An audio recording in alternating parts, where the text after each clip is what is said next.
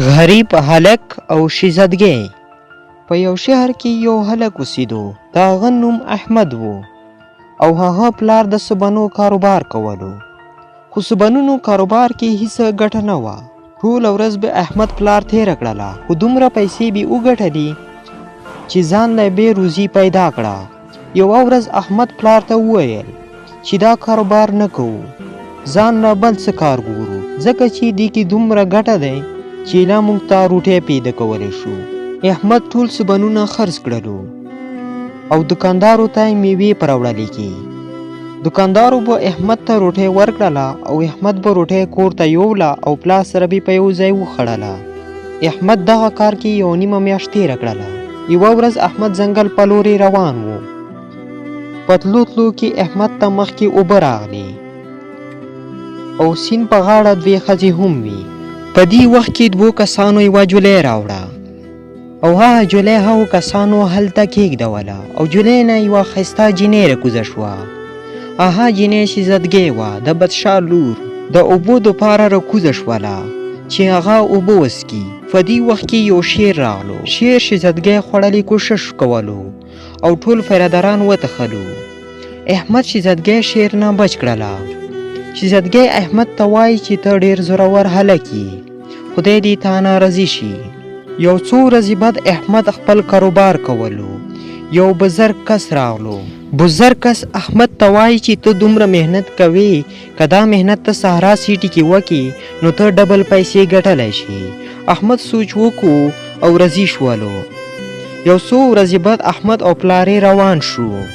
په تلو تلو کې ډېر غرونه او صحراګانې پیدل کراس کړلې.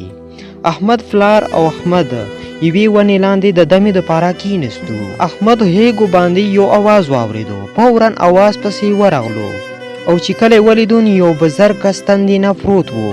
احمد ته وایي چې لږې اوبه راکړه. احمد فوراً خپلې اوبه ورکړې. بزرګ احمد ته وایي تا نه ډېره مننه کوم. هغه بزرګ احمد ته یو څیز ورکړو او ورته ویل ته دې کې 2 غنټې پس یو څاڅکه اوبه چوه. کله چې ته اوبه واچوي نو تا ته به پته لګېږي چې چا باندې کوم مصیبت را روان دی. هغه نه بعد احمد او پلار روان شو. په دې وخت کې یو شیر راغلو. احمد خوړلې کوششې څنګه کولو نو شیزدګۍ راغله او شیر یې وترړولو. احمد شیزدګۍ نه مننه وکړه او شیزدګۍ ته یې وویل چې ته دلته څه کوې. شیزدګۍ ورته وویل چې فور یې وګورئ. احمد چې کله وکتل د بدشاه پولیس و. شیزدګۍ احمد ته وایي چې تاسو څه کوئ. احمد ورته وایي چې زه سهارا سیټي ته روان یم. شیزدګۍ ورته وایي هلته موږ هم روان یو، موږ سره په یو ځای لاړ شئ. احمد چې کله دا خبره واورېده نو ډېر خوشحال شو.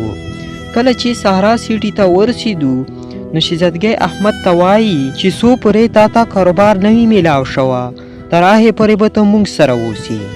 احمد خپلې کمرې ته لاړو او پلار ته یې بیله کمره ورکړه. احمد ته چې کومه پیاله بزرګ ورکړې وه هغې کې احمد 2 غنټې بعد اوبه چوي.